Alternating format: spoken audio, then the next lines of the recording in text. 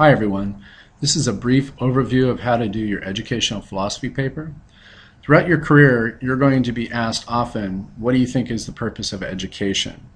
And reflecting upon this question and organizing your beliefs right now is a great first steps towards building those foundations that's going to guide you throughout the rest of your teaching career. So over the course of the semester, you're going to be thinking about what you think is important in education, and you're going to choose 3 beliefs, and you're going to represent those 3 beliefs in 3 lessons and write a paragraph for each. You're going to have all semester to complete the assignment because it does take a while to think about what do you think is important as we go through the course content. So to do this paper, you're going to break it up into 7 paragraphs. And the first paragraph is going to be an introduction to grab the reader and a thesis statement that combines all 3 educational beliefs into one sentence.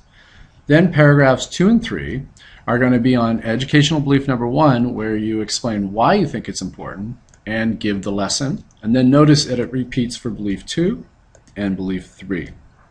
So again, if you have some other career besides teaching, you can do the same idea with your counseling beliefs or your administration beliefs. Some suggestions for writing the educational paper: again, keep your language formal because your audience is going to be your principal, and it is totally okay to add in some appropriate visuals to help break up the text. The example that I've provided does not have any visuals at this point, so feel free to do that. To get you started, in your textbook, go ahead and look at these resources right here. And this will help you think about what are some of the things that are important in terms of teacher-centered versus student-centered education, your own type of philosophy of education, and what it would look like in your classroom.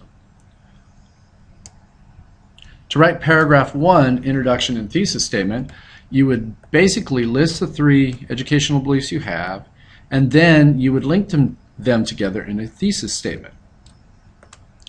Then in step 3, you're going to write an introduction that connects to that thesis statement, and you'll notice the red arrow is where you put the thesis statement at the end. One thing that's also important is that you should have a transition from your story to the thesis statement, and usually it's something like, this is how I want my classroom to be. Once you've written the introduction and hooked your reader, writing paragraph 2 starts off with a topic sentence.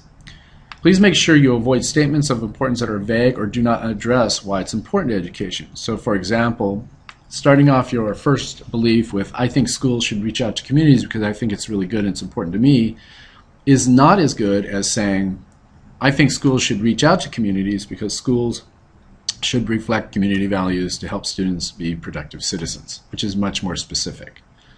Then, in step 2 of the first belief, list some reasons why you think this is important. And I really encourage you to list 1 or 2 reasons and talk about them in depth instead of 5 reasons or 6 or 7 or 8, but none in depth.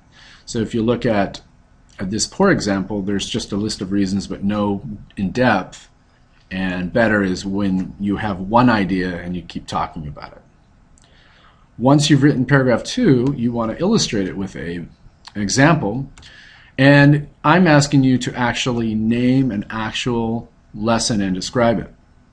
So a poor example is when you say, I do a project. But a better example is when you do a project and you name it and then talk about that specific one.